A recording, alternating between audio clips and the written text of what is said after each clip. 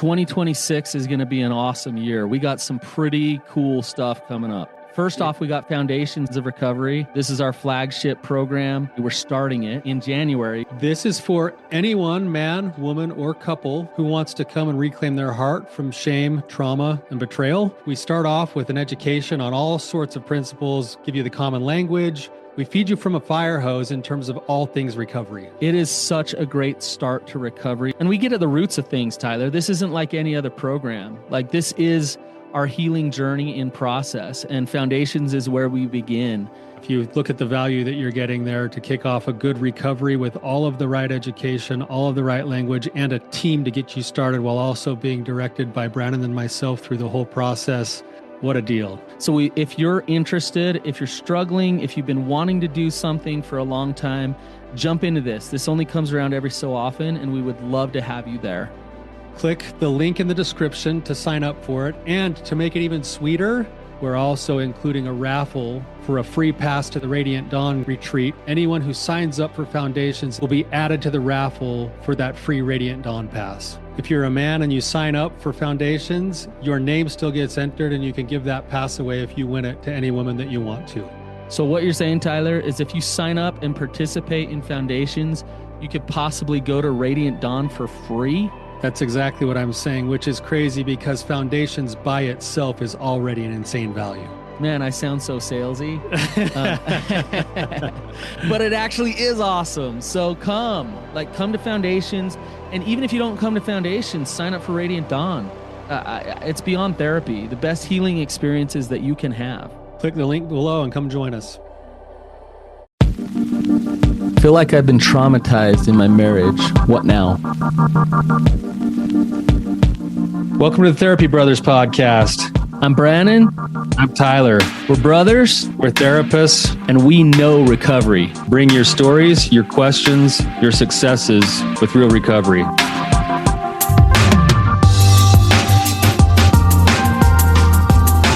Hey, Tyler, you ready to have some hard conversations? Let's do it. Let the Therapy Brothers podcast begin. Brannon, how's it going, man? Just living the dream, doing my thing and living the dream. Like that's what's going on with me. Whatever that means. That means literally nothing. Doing my thing, living the dream. Every day is beautiful. That's every day is wonderful. Huh? Well, see you later. Hey, don't say big gulps. That triggers me. Yeah. How are you doing? I'm doing great, man. Yeah, this is the best time of year. As we're recording this, we're like 1 week out from the men's retreat. So by the time this comes out, we will have done the men's retreat, but it's kind of like I get the buildup of the excitement for that. And then it's also a couple of weeks away from all of the hunts that come up. So bird hunting started just barely. We got the elk hunt coming in 2 weeks. Then we got the deer hunt right after that. And it's a good time of year. I just hope you can settle down, get some sleep before the men's retreat. Don't chase the elk down the mountain. You're not going to catch them. I promise you won't. Yeah. Just take a chill pill and enjoy this stuff. I do enjoy it. I'm learning every single year and getting better at it. And I'm realizing that hunting in particular is sometimes, not always, but sometimes an occasion where slower and less actually becomes more. It's perfect. Yep. You just got to sit. Yep. You got to go nice and slow, pay attention, and really become aware. Mindfulness becomes really big. Yep. So anyway, we're not talking about hunting today. Yeah, no, we actually have some really interesting questions. I think they actually kind of are similar to each other. A couple similar questions came in back to back from each other. They were actually submitted through therapybros.com, and they didn't want to be guests on the show, but they submitted the questions in writing. So we're going to do a couple of those today. Yep. So, are you ready for the first one? Let's do it. Okay. Says, my wife has experienced a lot of trauma, both as a child and a young adult. She also has a deep mother wound, which has caused her a lot of shame and rejection, which all shows up in how she interacts and perceives me. It's like she's punishing me for what others have done to her. by doing the exact same things to me. She literally projects the things she's doing to me onto me as if I'm doing it to her. If she yells at me, she'll accuse me of yelling at her. She's had multiple affairs on me, and yet she's constantly suspicious of me having an affair on her. Can you explain this behavior? This is a tough situation. Yeah. Yeah, but it's actually versions of this are actually really quite common in marriages. Even without like betrayal trauma or recovery work, this is actually a very common theme in a lot of marriages. Yeah. Very common. You come in, you get married, and you think, oh, two people getting married in love. Well, guess what you're bringing into that marriage? All your stuff. And that person, if you've been raised in a unsafe environment, that person that you're married to then becomes the primary figure in your life for attachment. And so you start to react and respond the way that you've been taught to learn how to survive in relationships, and can create all kinds of war and chaos and abuse and all kinds of stuff. Yeah. So, and it's interesting because we tend to match ourselves up with people that confirm what we've already learned about ourselves and our lives and the world around us. So and this is something that, if you're interested in this topic, this is specific to childhood sexual abuse, but there's a book called, by Dan Allender called Healing the Wounded Heart.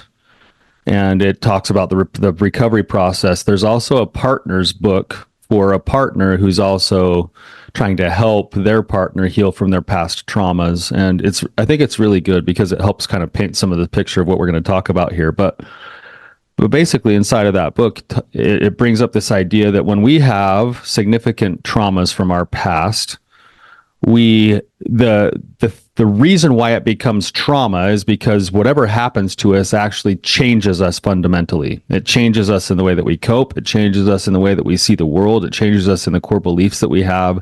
It changes us in the behaviors that we do in order to try to figure out how to survive and make order of what's happening to us. And those changes, the beliefs that we form as a result of those traumas, we subconsciously then actually, and this is a way of trying to survive, we actually reenact the same kinds of traumas that we experienced without knowing that we're the ones that are helping to reenact them.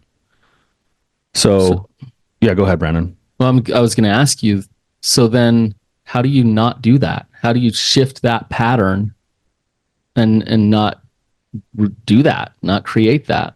I think the challenge is just right from the very beginning is that when I'm the one who's experienced the trauma, and then let's just say I somehow figure out how to, like, I have this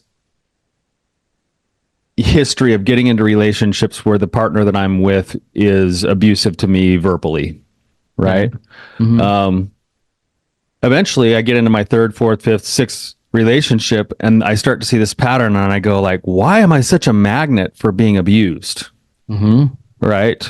Now, I'm not saying this as a blame to the victim. That's not what I'm saying at all. But the beginning part of that is actually asking that question, and not asking it in the terms of like, I've got to stay the victim, but truly asking the question, like, what is it that keeps me going back to these relationships and staying in these relationships for so long? And if I actually ask the question, then I can actually start to kind of peel the onion back layer by layer and say, oh, I have a belief that I'm not worthy of being treated any way different than I currently am. Oh, that's my belief. It comes from what my life experience was. So there's plenty of room for self-compassion and understanding. And there's also now room for me to then question whether or not I want to keep believing that thought and what it's producing for me. What are the outcomes that are coming as a result of me believing that I'm unworthy of being treated with respect? Right? Now, once I recognize that, then I have to actually start and decide that I don't want to believe that anymore. I have to start moving towards something new, some new belief. So I've got to actually practice that self-compassion, that awareness, recognize that I'm operating from this place of the belief that it hasn't been helpful for me now in my adulthood. And then I have to act opposite or do something different than the belief that I've been living all along. That sounds wonderful. But then if you're in a relationship where you got into it in that unhealthy place, you start to do your own work, you start to get conscious, you start to step into your power, healthy boundaries. But your partner's like, oh, no, you don't. Like, we're unhealthy here. And I'm going to remind you who you actually are. And a lot of times that's what I see. It's like one partner or the other's like, nope, we need to stay unhealthy. I don't want you to be empowered. I don't want you to be you. I want you to be scared. I want you to be in your trauma. I want you to be in your unhealthy attachment. So what do you do? Well, and I would say that partner isn't necessarily saying that out loud. What's really happening for most of those partners is they're afraid that if the status quo changes, that their own stuff won't make them lovable enough and they'll lose the person that they really love. You're there. Right. You getting healthy creates vulnerability on their end. Yeah. And a lot of times they'll sabotage in different ways to try to stay unhealthy together. It actually shakes up the system if one or the other partner starts to actually do the work we're talking about. And that system, it's there for a reason too, because it's a way that we actually get to hold on to each other, even though it's not healthy. Exactly. So neither of us has to experience the possibility of rejection, even though we both know it's not really helpful for us. And it's coming at a high cost to, to our self-respect and to the lives that we were designed to live.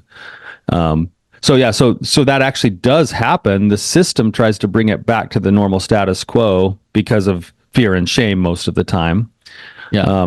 And that fear of rejection. But if you understand that, you can also then start to see it in a different light. So this one here, like he's asking this question. And we don't know where he's coming from or what his background is either. But what he does have control over is he has control over figuring out what his part of the dance is inside the relationship and where he may or may not be taking things personally and where he may or may not have certain core beliefs of his own that are getting hit that keep him stuck in this wrangling kind of a game. And if he will then start to go do the work on himself to understand what are the core beliefs that keep me stuck in this pattern, what are the things that I do actually have control over? He'll start systematically, as he takes care of himself, he'll start systematically moving his boundaries to places where the level of what he believes about himself will match up. Which will probably blow her up. It will be a blow to the system of what's happening. Mm-hmm. And that's not necessarily, that can actually be a loving thing to do, though, if your heart is towards growth and peace. Right. It's not like he's got to show up and be mean to his wife. It's not like he's got to like sit and crumple and be like, she's so mean to me and become his own victim. Like that's not going to help him either. It's really through his own self-care, his own self-awareness, and then through the use of healthy boundaries based off of his true principles that will be an invitation for the relationship to either grow and change, or it will eventually become the tension of like a rubber band expanding that will eventually snap. And either way, it will be better in the long run. Yep. Because what you're living in right now is not good for either of your souls. Yeah. I mean, you're picking up on that and I'm going to use a word that we've been trained not to say or bring up, but he's enabling her. And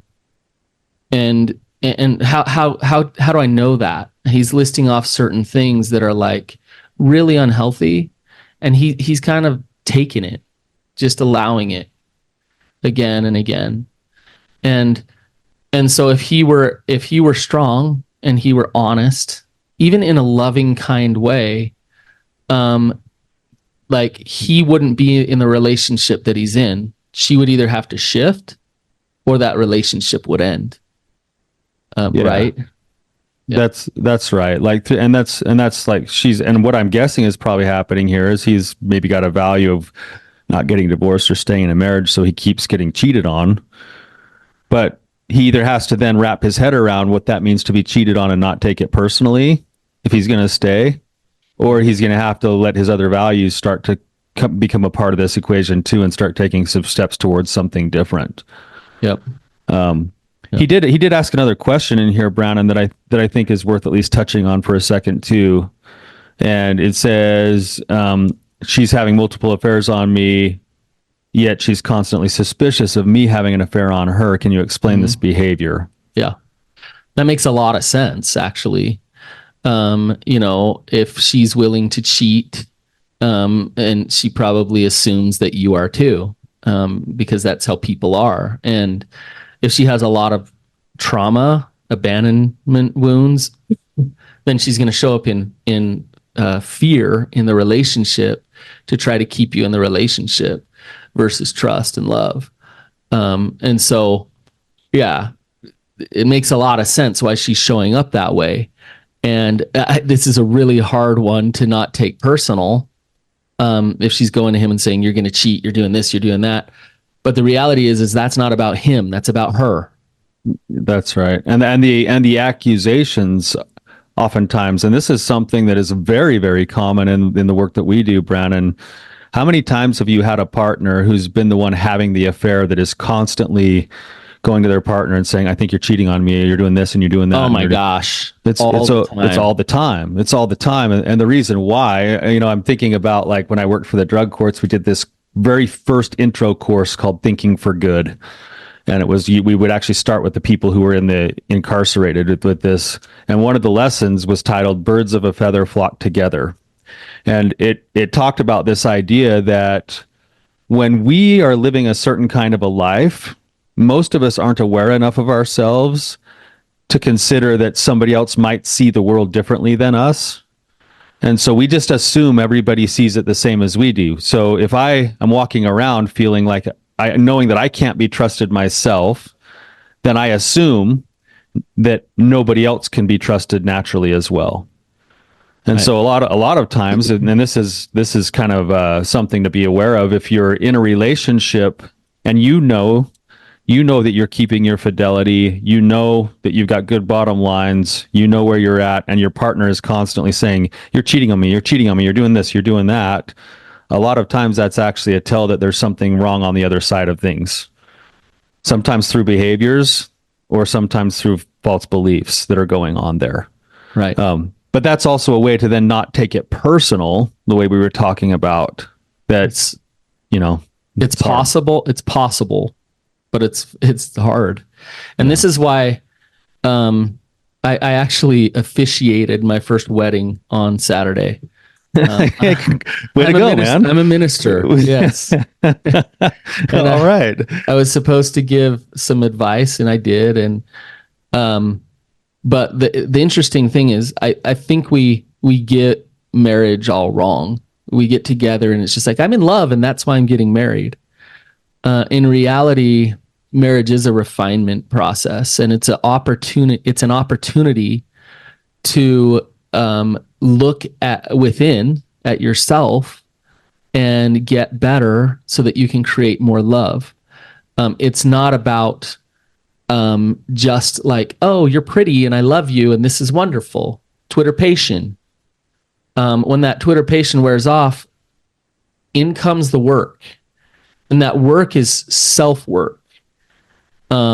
And if so, she has work to do on her trauma and she'll continue to show up this way again and again and again, unless she actually starts to do her own work and doesn't make it about you. You have work to do on your trauma and you'll continue to be a doormat unless you do your own work. Because what Tyler's talking about, not taking things personally, the way that you don't take things personally is by dealing with your own stuff, is by becoming more aware of who you are, and by regulating your own emotions, by being more stoic and in your power. Like that's how you not take things personally. That's about you. And you'll invite her to either shift or the relationship will end. Yeah, and I just added this, and then maybe we can move on to this other question, Brannon. But I heard this quote before, and I actually really like it. I think it actually helps keep things in context for marriage. Number one, I heard one of my clients tell me that the Hebrew translation of helpmeet is one who pushes against. So to this question, you got a great helpmeet. Yeah, a great teacher. Yeah, and you needed to be that for her too. Yeah. You guys can both push against each other, and you'll both actually. It's like when you watch Ninja Warrior, the Warped Wall. It's the pressure on the outsides of the wall that allow you to climb higher. That's that pressure against both sides. So, but then the other quote that I heard, and this is the one that I'm thinking of, is that in a marriage, if you could see this in this way, you'd find a lot more joy and a lot less suffering. That everything your partner does can only be seen through two lenses. Everything they do is either an act of love or a cry for help. Yeah. And if you see it that way, all of a sudden your responses become much different than if you feel like everything is about you and you're taking everything personally. Yep. So what your wife is doing right now is a whole bunch of cry for help that's also maybe an act of love, because it's going to get you eventually to step into your own power and your own strength. Yep. And maybe that's just a different way to view it. You've ever heard that Billy Joel song, Innocent Man? Oh yeah. We used to listen to Billy all the time. That song's interesting because it's like, look, I'm not the one that did these things. Like I'm an innocent man. Like I am an innocent man. The key for him is to know within his heart he's an innocent man, but he doesn't have to sing that song to her. No, he doesn't have to yell it in her face. He just needs to have a clear conscience. Yeah, I have a clear conscience. I know who I am. This is about her. This is her cry for help. And she's reaching out for love. I'm not going to take this personally. So now what I'm going to do is see where I can hold space and empathy and love and help her process this, and where I need to be boundaried. If she comes at me in certain ways, I have to have my self-respect in place. I have to protect my values. I'll protect those values and I'll show up in love. And if you can do that, then it really creates safety for her to process her own stuff. So, yeah, hopefully that's helpful to the guy who submitted the question here for us. Well, so thank you for submitting the question. Yep. Let's do one more, shall we, Brannon? Let's do it. It's along the same themes. They both came in back to back, a couple days from each other. Says, hello, through listening to your podcast, I realize that there are traumas in my life that I have not dealt with. I hear of childhood traumas, and I have a few. I haven't heard much about my marriage trauma. I in no way justify my actions of pornography use and the addiction that followed. I made the choices on my own, but I know I must deal with these traumas to move forward in life and relationships. I feel my worst traumas were from my wife, and I've been trying to deal with it for 37 years. We're now separated and filing for divorce. Am I right to feel this? I'd love to know more information with this. I'm gonna assume, which I don't love making assumptions, but I'm gonna assume that there actually is trauma here, and that he's not just playing the victim, or trying to blame her, but that there actually was some things that happened that were not okay, and pretty traumatic. So if that's the case, then absolutely there is trauma in a 37-year marriage. There's probably some form of trauma in every marriage, some more so, some less so. And I think that, yes, it's something that needs to be healed. Yeah. So I guess the first question is like, it's almost like the question finishes with, am I right to feel this? Like, just validate that I feel what I'm feeling is okay. Again, we don't have all the details, but yes, like it's actually very common that both partners in a marriage will incur some kinds of traumas just by nature of being in relationships with another flawed human being. Yep. Right. But then there's also maybe the next step up in some marriages where one or both partners engage in things that, would be your classic physical, emotional, spiritual, social abuse, sexual abuse. that then would be actual, like, yes, real traumas that are actually having a massive impact on how you see yourself, how you see your life, your relationships. Trauma by nature is any experience that changes my outlook on life, basically. Yep. So yeah, like I think everybody probably experiences some level of trauma, even inside the context of their marriage. It's a matter of what you choose to do with it and how to deal with it that becomes the bigger issue. Yep.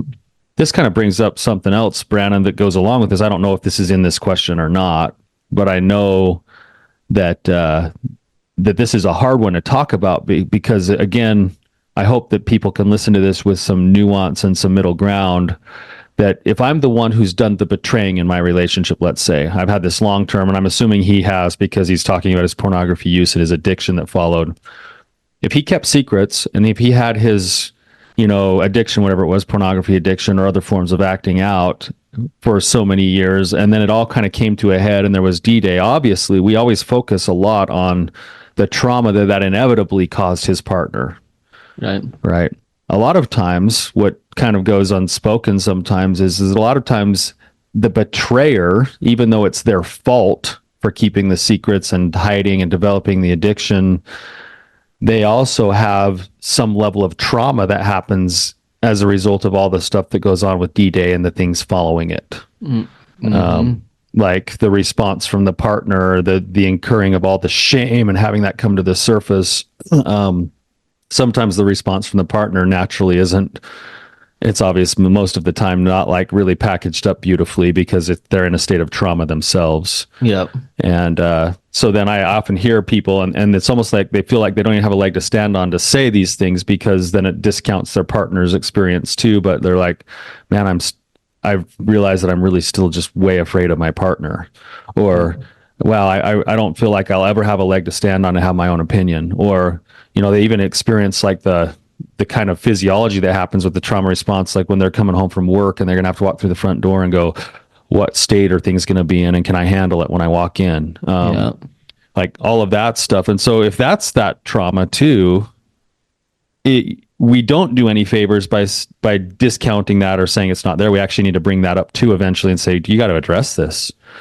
Like, that is valid and it needs to be worked on and addressed. It doesn't mean you still can't take ownership for your choices and your behaviors, which you should, because that will help you heal too. But yeah, you got to address those traumas that have gone on inside or outside of your marriage. Yeah.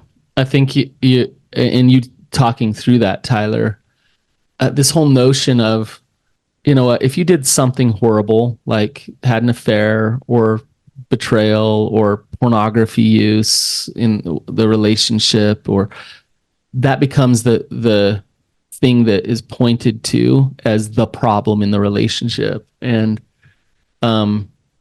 it doesn't justify either partner to be horrible to the other person for any reason. And so, Tyler, I've done disclosures, things like that, where people have been called POSs and just scum of the earth and whatever. And of course, there's emotion there behind it. There's reason why the partner is feeling that way. Yes. I've seen the betrayers, sleep in their car for weeks on end. And we're making it sound like woe is them. But the point being, that's not what I'm trying to do. No. The point being is it's traumatic. Like trauma is trauma. And it is traumatic to even disclose and go through all the changes and everything that is being uprooted in your life as a result. And so both people need to heal from their trauma and do their trauma work. And as both people do that, then the relationship becomes more of a place that really supports each other in getting healthier versus a place that continues to traumatize each other and get better. Yeah, and I would just go along a little bit further with that, Brannon, that in my experience, and this is the hardest, like this might be one of the hardest things for anybody to do, is to have been the one who was blindsided and betrayed. And then in the aftermath of doing all of that work, some of their responses sometimes maybe weren't the best. And there was they were calling names, or maybe it got physical, or maybe there was some kind of like twisted retribution that happened as a way of trying to even the ledger, which is somewhat common. And then as they start to actually climb out of the pit of their own betrayal, part of what gets partners that I work with stuck who've been betrayed is because of the nature of what happened to them, and it seems so small to what they did to their partner back that they feel like it's not even fair or right. But that part of what they did back actually keeps their own heart stuck. Yeah. It keeps their own soul sort of like, in a certain sense, damned from progress, because the heart stays at war, not just with the partner who's done the betraying, but with themselves for holding on to it. Yeah. And I see partners who have been betrayed who eventually get to their spot in their own work where they realize, you know what, like my husband cheated on me with multiple women and he hid from me for 20 years. And then I told him he was a POS. But eventually, for their own healing, they do the same assignments of resentments and regrets that we have the betrayers do. And they look at their resentments and work through that with their betrayer. But eventually they get to regrets and go, that wasn't in line with my values. And I need to go, and for my own sake, not for their sake, but for my own sake, I need to get myself right with that so I can move on. Yeah, that's a great point, Tyler. Like it is about your own healing. I think sometimes we get caught up in a little bit of like, well, what's the bigger sin? And it's like, well, okay, I cheated on you. That's like one of the biggest. That's about as big as it gets, right?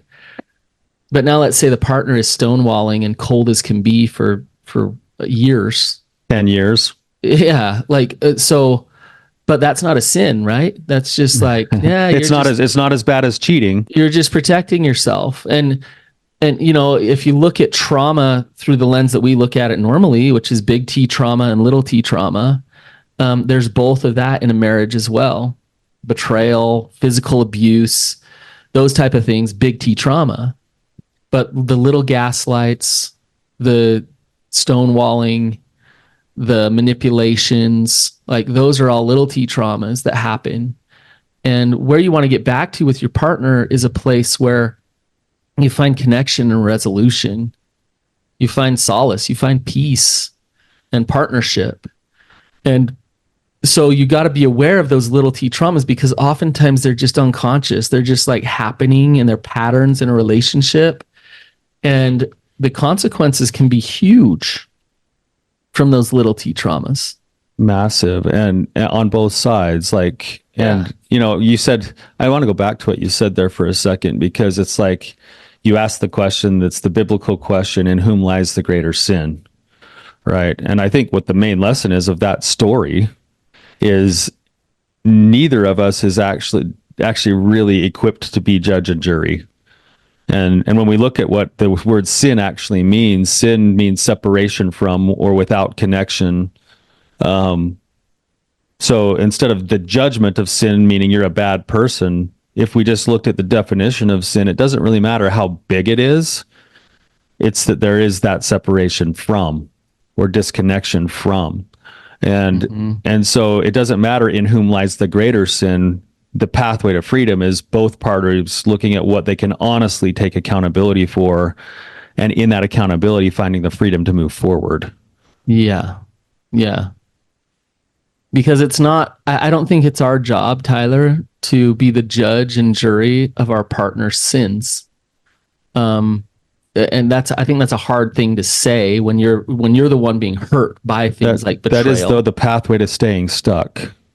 Yeah, when we're the judge and jury, when we're saying you do something worse, so therefore it justifies all of my behavior, or you're a doormat now because you have to be. You don't have a leg to stand on.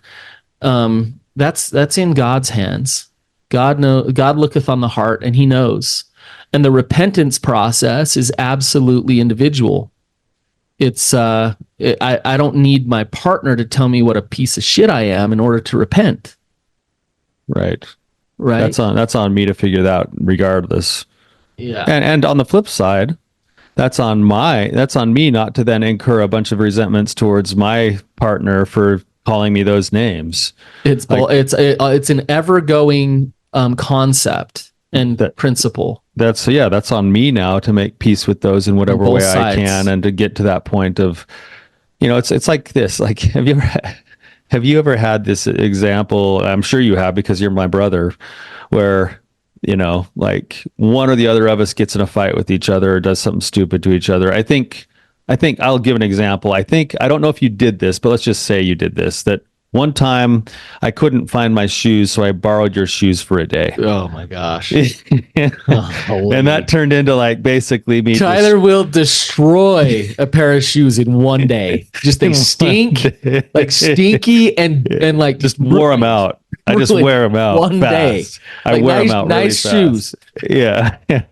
Never seen someone so hard on shoes. Yeah. So let's say I do that, and I did just totally jack your shoes. Yeah. And then I come back to you and I'm like, have you ever seen this happen? It's like, hey dude, I realize I'm such a tool. Like, I shouldn't have done that. I'm sorry.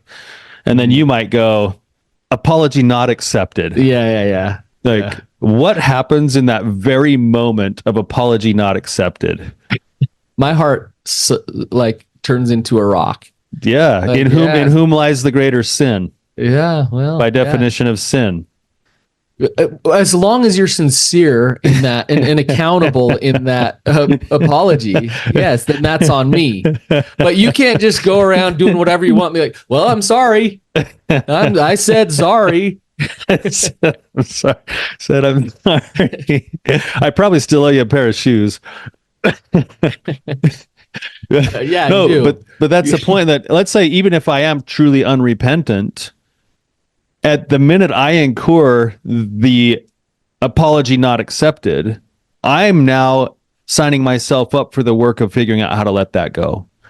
Yeah. Now, you are. Yeah. Yeah. That's the way. That's just the nature of the beast. It's the way it works, and it's not fair, and it's not right, and it doesn't line up with this idea of a just world. But it is the pathway to freedom.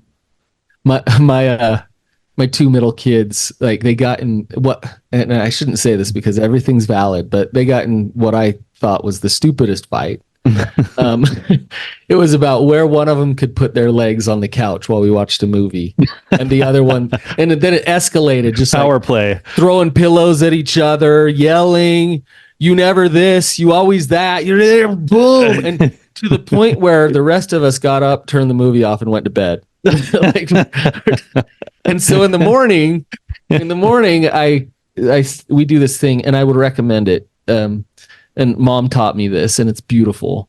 We call it the harmony chairs. And so I put them in the harmony chairs, and you can't get out. Like, you have to sit there, and it's face to face, and you have to sit there until your heart is at peace, until you have harmony. And it was fascinating to listen to them, because they did not want to get out of the harmony chairs. And it was blame, but well, you did this and you did that and you're the, and then they'd like stonewall each other. Like, fine, I'll be here all day.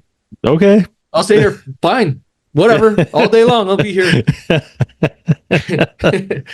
And you know what the key is to get out of the harmony chairs, Tyler, and actually into harmony? I got my own ideas, but what, Brannon?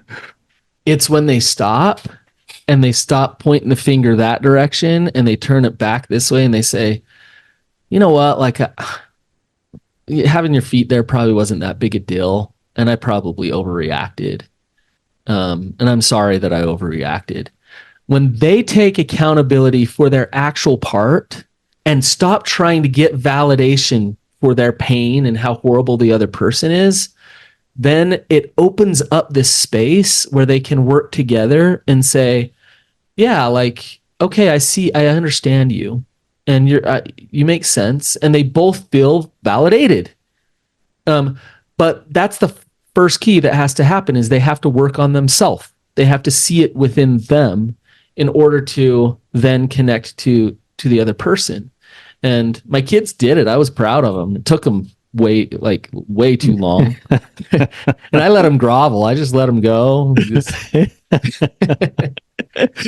have to work it out. They worked it out, and they got there. I love it, man. You're right. Mom was brilliant coming up with the harmony chairs concept. We spent a lot of time face to face on those couches in the front room.